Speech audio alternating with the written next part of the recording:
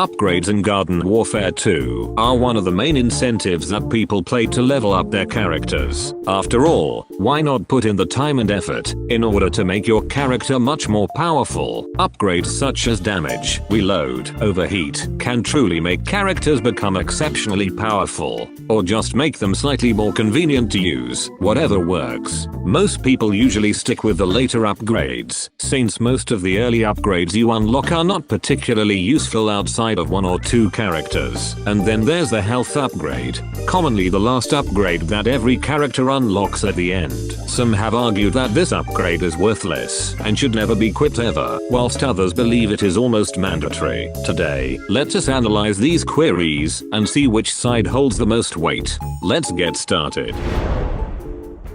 Obviously, before we begin our analysis, let's have a brief recap on what the health upgrade does for those of you who either don't use it or haven't used it in a long time. To summarize, when equipped, it increases your character's base health by 10 in most cases. Sometimes it can vary by up to an additional half a hit point, but that doesn't mean shit. So for the sake of convenience, let's just stick to it being a flat increase of 10 extra health across the board. With the exception of Armor Chomper, every character has one health upgrade that they can equip, so they will be able to raise their health pool by 10. Because this value is the same across all classes, it makes it a general rule of thumb when it comes to who should equip it and who shouldn't. Fairly clear when we're going off just base health values alone, but it's not as simple as one may think. What characters benefit the most out of a health upgrade and who can make the most out of it? Well, I have created a rough guide of 3 principles that you should follow when it comes to deciding if a character needs a health upgrade. Let us go through them. The 3 principles are as follows. Does your character have 175 health or more? Do they have access to tools that could take advantage of the extra health? Do they have any upgrades that provide more value? These are the 3 primary principles that should be applied in order for you to make a choice on who benefits greatly from a health upgrade and who doesn't. Starting from the top, the first principle, how much health does your character have? As a general rule of thumb, if their health pool is either 175 or greater, then they do not need a health upgrade, as the health percentage is simply far too negligible to have any form of impact. Right off the bat, this eliminates the entirety of the All-Star, SB, and Citron classes, along with a majority of Chompers and the Barbecue Tree Man,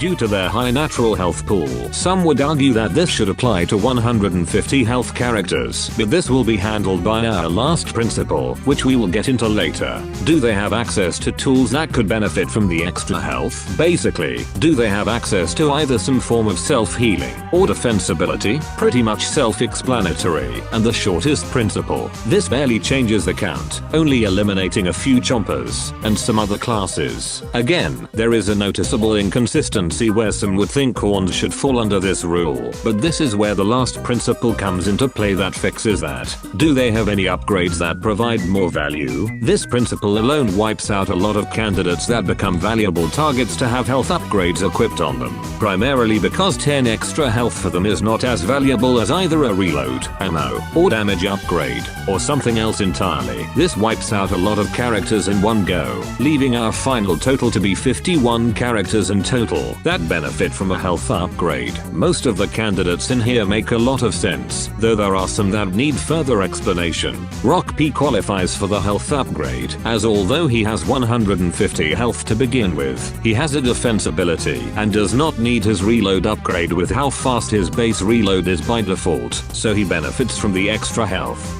With this logic, one would obviously question why Road AZ is excluded.